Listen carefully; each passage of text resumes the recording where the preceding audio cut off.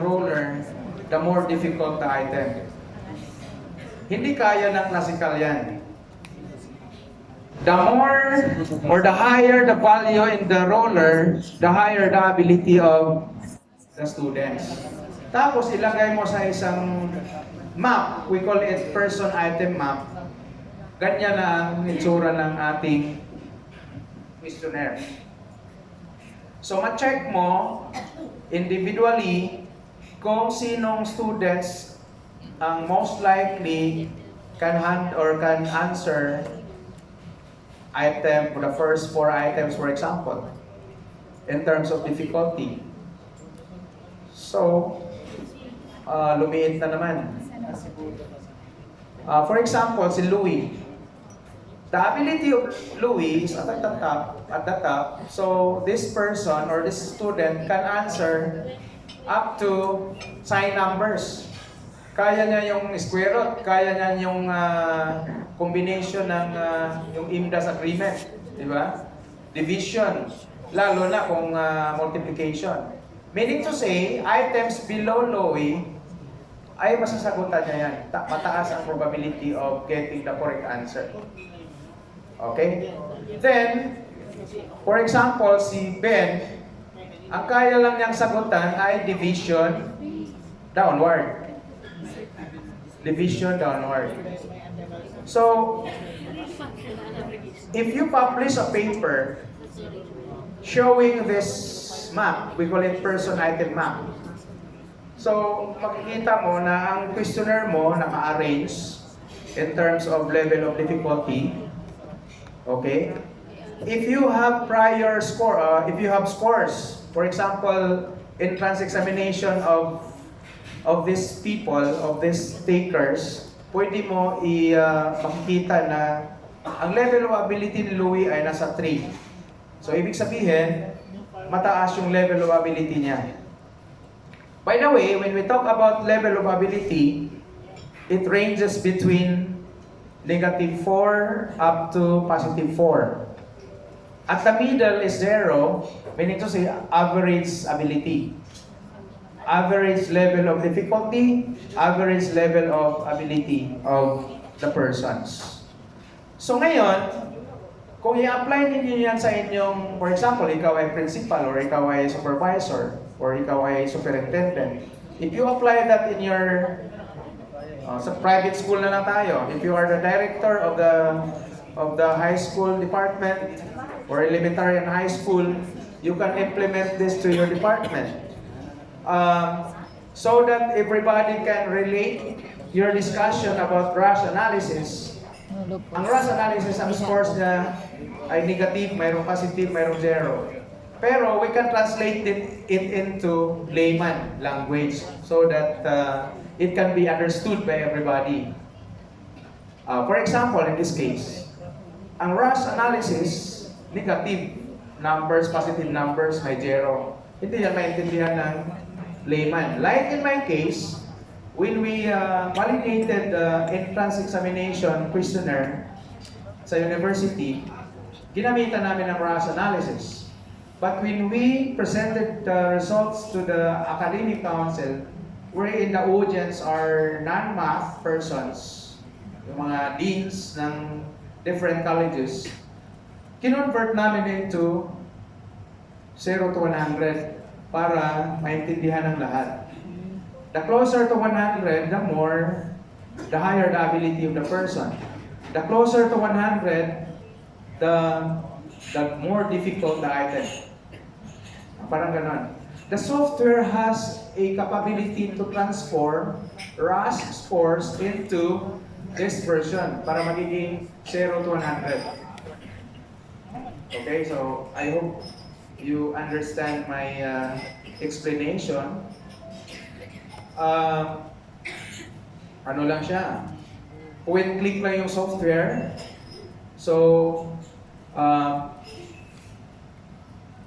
makikita natin yung ganyan. We call it person item map. So, because person ability and item difficulty are measured using a common yardstick, then both person and items can be placed in a map. called person item map. Okay. Then, items are hierarchically arranged from very easy up to very difficult. So obviously, at the bottom of the yardstick, very easy items. At the top, very difficult items. Kung sa person naman, the least able students are placed at the bottom, and the most able students at the top. So increasing order. So malalaman mo, ma-arrange mo sila in descending or ascending order. So makikita mo kung sino yung first honor, second honor, third honor, and so on and so forth. At ano ang kaya ng first honor? O, di ba? Kasi mayroon namang first honor na ang kaya, addition lang eh. Pansin nyo?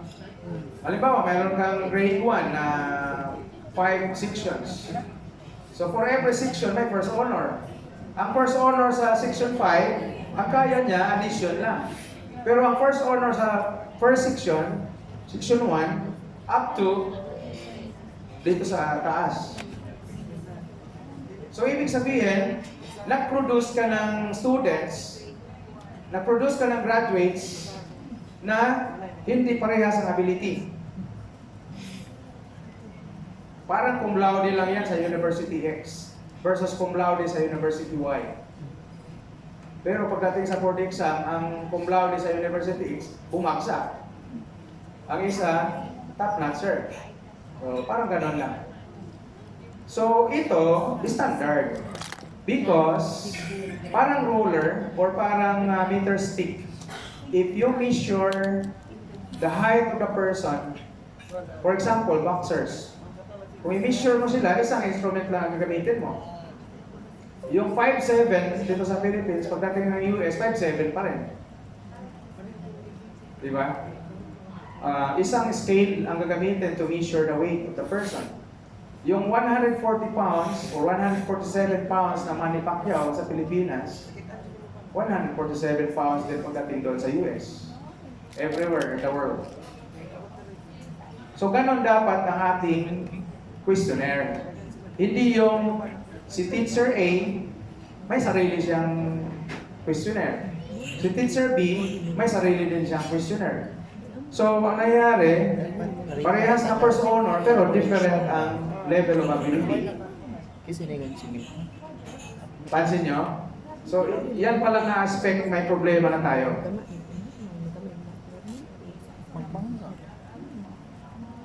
Okay, so if you use this approach for your research, either publication, thesis, or dissertation, pwede. I have plenty of clients in Manila that utilize this tool for their thesis, their dissertation, paper presentation.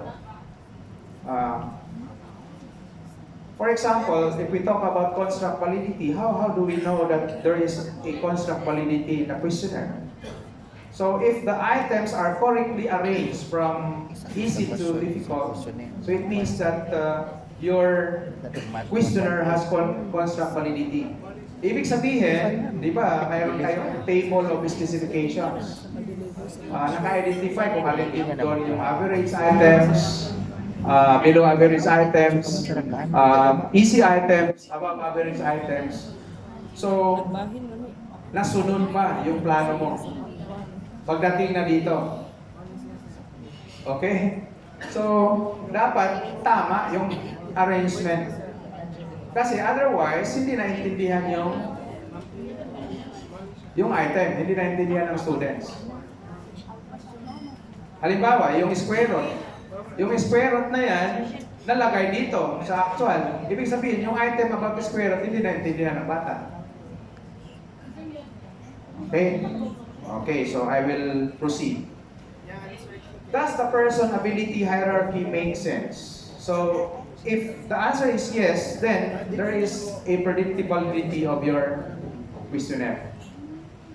So in other words, predictive validity and construct validity can be answered by this methodology called Rush modeling.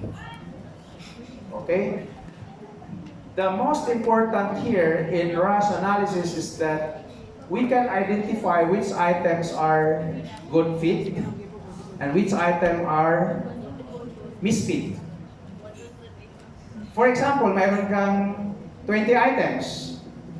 Ma-identify natin doon kung which of those items are acceptable based on the criteria of Rush analysis. We can identify which among the items are outside of the criteria of Rush analysis, and therefore those items should be removed. So i-remove natin. An example ng misfit at saka misfit items, yung nasa labas. Lumabas siya sa vertical lines. Di ba may interval? If you remember your normal curve, there is positive 1.96 at the right, then negative 1.96 at the left. So kapag outside of that, nasa rejection region na. Ganon din dito sa Rush analysis. Okay? Fit validity naman ang tawag natin dito. Do data fit the Rush model usefully well for the purpose of measurement? Notice that the criteria being used here is the G-score, normal curve. But the Rush analysis has other measures. Okay? So we call it in-fit at saka out-fit statistics. Meaning to say, sa bawat item ng questionnaire mo, i-compute ng software yung in-fit statistics as well as the out-fit statistics. Okay? So ano yung in-fit? In-fit at saka out-fit, yun yung ating i-discuss ngayon. Imagine that you have 6 items arranged from easy items up to the hardest or most difficult item. Naka-arrange. If you look at the first column, these are the list of students. Students A, B, C, D, up to E. Okay. So, again, item 1 up to item 5, item 6, increasing yung level of difficulty. Okay? So, in other words, item 1 is more, item 6 is more difficult as compared to item 5. Item number 6 is difficult as compared to item 4. Kaya, based on the idealized Gatman scale, kung difficult ang item 6, most likely yun yung hindi masagutan ng bata. Okay? Napansin nyo, yung item 1, 2, 3, 4, and 5, these are items that are correctly answered by student A. Because student A is more able student, high ability. Pero si student E, isa lang ang tama niya. Yung student E, dahil isa lang ang tama, yun yung mababa ang ability. Pero hindi siya pwede na tumama siya sa number 6. Kasi yun nga ang difficult. Hindi pwede na si student C ay correct sa item 6. Dahil very difficult ang item 6. Ang kaya lang niyang sagutan ay 3 lang. Item 1, 2, and 3. So this is called idealized Gatman scale in 1944. Dito kinuha yung idea ng in-fit at saka out-fit statistics. Look at the next slide. I have now 1, 2, 3, 4, 5, 6, 7, 8, 9, 10. There are 10 items. Yung 1, correct answer. Yung 0, wrong answer. Mayroong mali dito sa loob. Kasi dapat, yung dalawang 1 ay dito. Ibig sabihin, mayroong problema sa items mo. Kapag ganyan, mataas ang infit statistics. Infit, meaning to say inlier, sa loob. Sa loob nangyayari yung mga items na hindi tama yung arrangement. Okay? Another one. The last two are more difficult items, pero tama ang sagot. Pero yung easy items, wrong. So, ibig sabihin may problema sa item na yan. Kapag ganyan, mataas ang outfit statistics. Okay? So, in other words, if I will show to you the software later, alam na natin na mayroong infit at saka outfit statistics. Infit, meaning to say, sa loob yung problema. Hindi tama yung items, arrangement ng items. Kapag outfit naman, nasa labas. Ang mga mali, hindi naayos pagka-arrange. Okay. Ibig sabihin, yung yardstick mo na pagsukat ng ability ay hindi maganda. Okay? So, I will now proceed to... There is a guideline provided by the developer of the software. If the infit and outfit statistics are within this range, 0.5 to 1.5, ang sabi niya, productive for measurement. So later on, I will show to you how to operate the software. Just familiarization lang. Total, mamaya, mayroon naman tayong hands-on. Okay. If the infit and outfit statistics are within this range from 0.5 to 1.5, it means that the item is productive for measurement. Ibig sabihin, for every item, there is a corresponding infit and outfit statistics. Now, if the infit statistics or outfit statistics are within that 0.5 to 1.5, meaning to say, good items. If the infit and outfit statistics are outside of that, it means it is bad. These are bad items. Okay, so I hope it is clear now. So, I will now proceed to, time limited lang tayo, so I will proceed now to the software. I will utilize the data. I have science data with 36 items. I think there are 32 rather. So these are, I will use this for my example.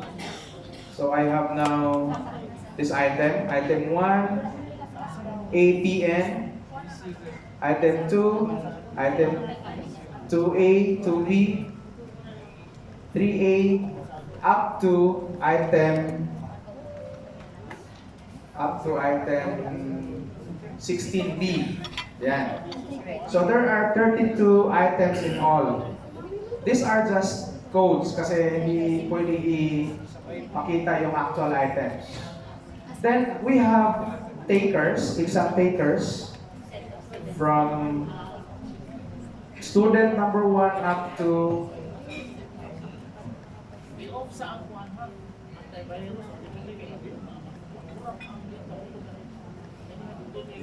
up to 298. Okay. I have now 32 items.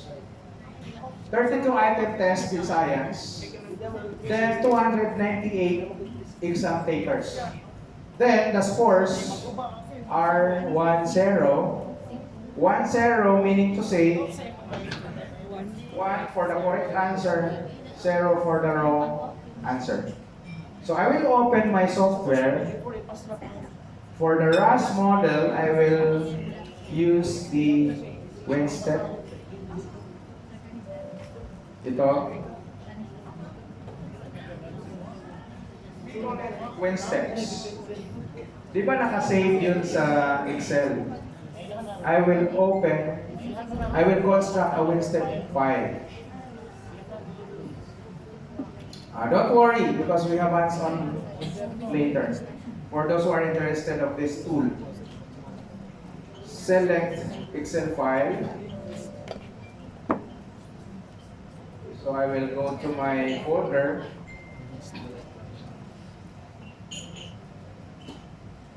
Amora files. So it's 32 items.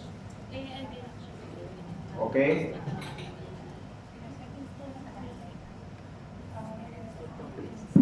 So I have now ID, meaning to say the students. So I put it in the person level variables. So ang ID ko is 1 to up to 298. Tapos I have 32 items. Yung item 1 up to 32. Copy ko lang, then I will paste it here. I paste it under item response variables. I have the list of items. I have also the ID or the name of students dito. Person level variables, yun lang ang required, plus the list of items to be placed in the item response variables. Then after that, I will construct a WinStep file. The name of the software is WinSteps. Then I will save it. So for example, bracket. So sample project is my file name. So the software will create a WinStep file. So mapapansin nyo, yung software ay nag-execute. It's moving. Yan. Ito yung automatic na ginawa ng software. Then, we will use this for the item analysis. Automatic naman yan. Software na ang gumawa nito. Hindi na tayo. But